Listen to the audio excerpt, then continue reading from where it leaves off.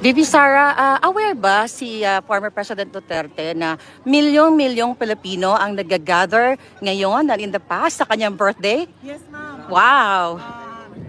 Pinadala po namin kanina sa abogado Okay. yung pictures ng Davao City. Dahil kasi yun lang meron akong pictures but naintindihan ko buong Pilipinas ang nagse-celebrate ngayon ng birthday niya. Buong mundo. Yeah. Buong mundo nagse-celebrate ngayon ng birthday niya. Ang pinadala ko sa abogado and sabi ng abogado, there is a system doon sa loob na ina-upload yan sa laptop ng detainee at nakikita niya doon ang mga letters, ang mga photos, ang mga videos na pinapadala ng mga family members and I think allowed din ang mga ganun, mga footage ng supporters. Yeah. May message po ba siya sa government sa ginawa sa kanyang illegal kidnapping? Wala. Ma'am, he never mentions the administration.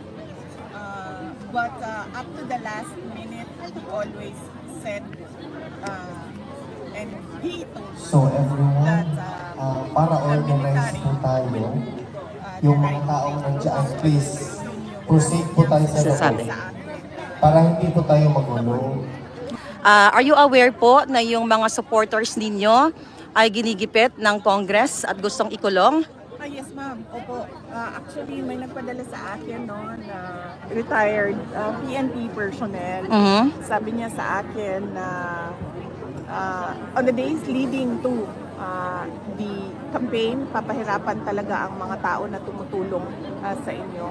Kaya sabi niya, sabihan mo yung mga kaibigan ninyo at mga supporters ninyo na kung ano man yung mga kailangan nila i-comply sa mga government offices, BIR, Bureau of Customs, DFA, lahat ng mga merong negosyo na kailangan may compliance, ay i-comply nila because ang sabi ay papahirapan, kung hindi man papahirapan ay isasara talaga Ang mga kanilang negosyo. business. Pero right now po yung mga vloggers or content creators talaga na sumusuporta sa inyo ay talagang tina-target sila. Yes, ma'am.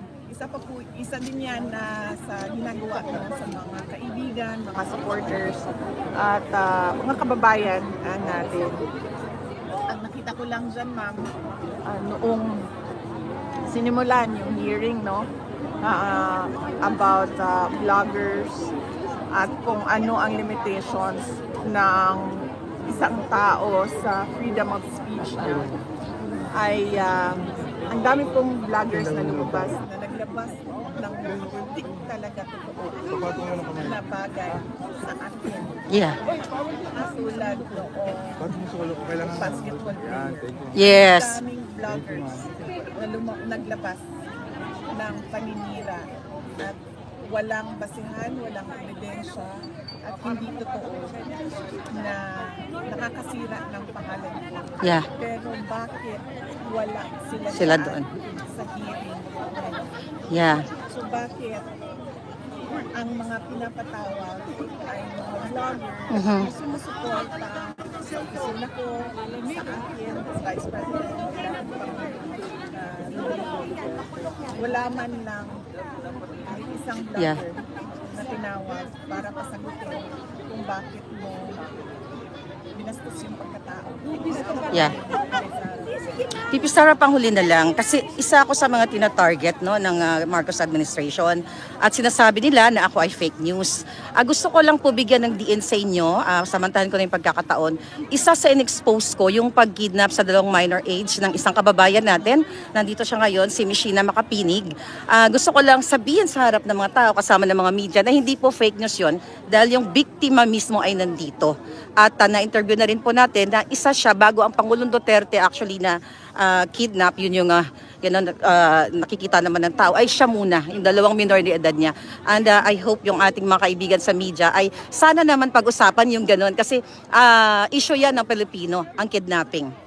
Totoo yan, ma'am. Yeah. It is actually an item inside the armed forces of the Philippines. Yes, It is there is a record inside true. the AFP. But somehow, nobody seems to exact accountability and transparency for what happened Mhm. to the children and to that kidnapping of minors in Turkey, which was led by officials inside the Philippine government. Yes.